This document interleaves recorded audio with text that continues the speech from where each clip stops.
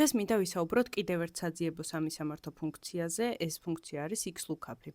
ანუ x-lookup-ი არის ისეთი საძიებო სამისამართო ფუნქცია, რომელიც მონაცემებს ეძებს ყველა მიმართულებით.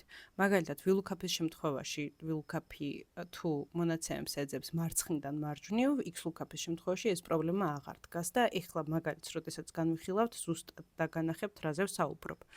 იმისათვის, რომ უფრო თვალსაჩინო იყოს x-lookup-ის განხილვა, გადავწყვიტე, რომ ზუსტად იგივე ფაილი მომეტანა მაგალითად, რაც გვქონდა VLOOKUP-ის შემთხვევაში და მოდი შევხედოთ ჩვენს მონაცემებს.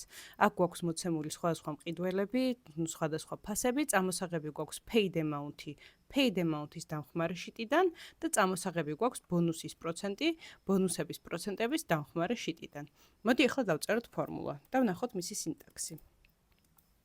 პირველ რიგში ფორმულა ისევე როგორც VLOOKUP-ის და HLOOKUP-ის შემთხვევაში გვთხოვს lookup values და ჩვენი lookup value იქნება ამ შემთხვევაში buyer 1, იმიტომ რომ მყიდველების შესაბამისი ჩარიცხული თანხების წამოღება გვინდა.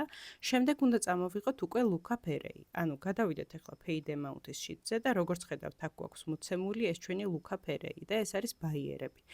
მე იმისათვის რომ თვალსაჩინო ყოფილიყო ეს ყველა მიმართულებით ძებნა რას ნიშნავს ავდექი და ეს ჩვენი ბაიერები აქეთ სისვეთშიც გადმოვიტანე. ანუ VLOOKUP-ი რომ დაგვეწერა ფორმულა, მაშინ უნდა მოგვენიშნა აი ესე, ხო? A და B სვეტი და მარცხნივ წერია ბაიერების ჩამონათვალი და მარჯვნივ უკვე ის მონაცემები წერია, რაც გვინდა რომ ფორმულამ წამოიღოს. მაგრამ x-lookup-ის შემთხვევაში არ აქვს მნიშვნელობა, ეხა A სვეტს მოვნიშნავთ თუ C სვეტს მოვნიშნავთ, ორივე შემთხვევაში ერთნაირად იმუშავებს და წამოიღებს მონაცემებს. ნუ დღევანდელი თვალსაჩინოებისთვის მოდი მოვნიშნოთ C-სვეტი. ეს არის ჩვენი lookup array.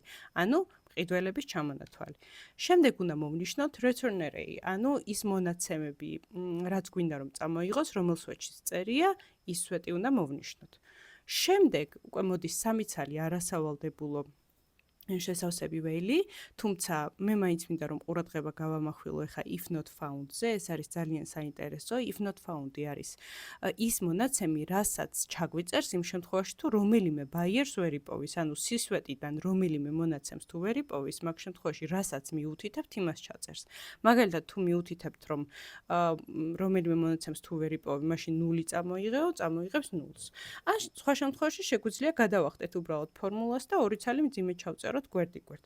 გადავდივართ ახლა უკვე შემდეგზე, match mode-ზე, ანუ როგორი დამთხოვებით გვინდა რომ წამოიღოს. VLOOKUP-ის შემთხვევაში ჩვენ თვითონ ვუთითებდით true და false, ანუ ზუსტი დამთხოვით გვინდოდა წამოღება თუ მიახლოებითი დამთხოვით და true იყო მიახლოებითი დამთხოვა და false იყო ზუსტი დამთხოვა.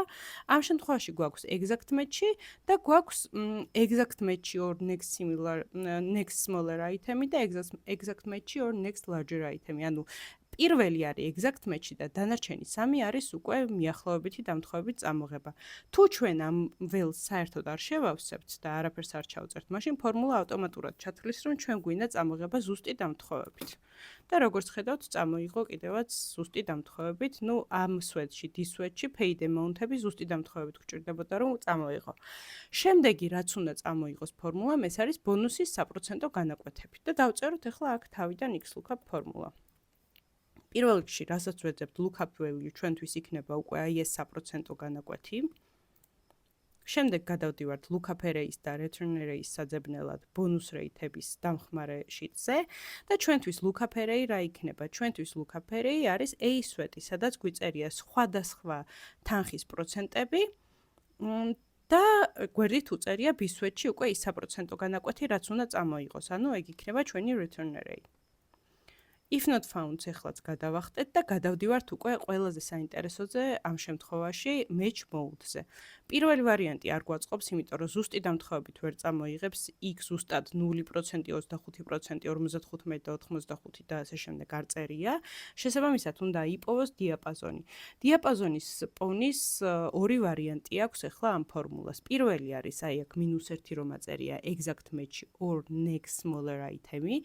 ეს ნიშნავს იმას, რომ 0-დან 25%-მდე დიაპაზონს მიაკუთვნებს 0%-იან ბონუსის საპროცენტო განაკვეთს, 25-დან 55%-მდე 1%-ს მიაკუთვნებს შემდეგ 55-დან 85%-მდე მიაკუთვნებს 1.5%-ს და 85-დან 100-მდე მიაკუთვნებს 2%-ს, ხოლო 101-ის ზემოთ უკვე მიაკუთვნებს 2.5%-ს. ხოლო თუ ავირჩევთ ერთიანს, ანუ exact match or next larger items, მაშინ ცოტათი სხვანაირად გააკეთებს. ან 0-დან 25%-მდე 1%-იან დიაპაზონში, 0-დან 25%-მდე დიაპაზონს 1%-ს მიაკუთვნებს საპროცენტო განაკვეთს, 25-დან 55%-მდე 1.5-ს მიაკუთვნებს, 55-დან 85-მდე უკვე მიაკუთვნებს 2-ს და 85-დან 100-მდე მიაკუთვნებს 2.5%-ს.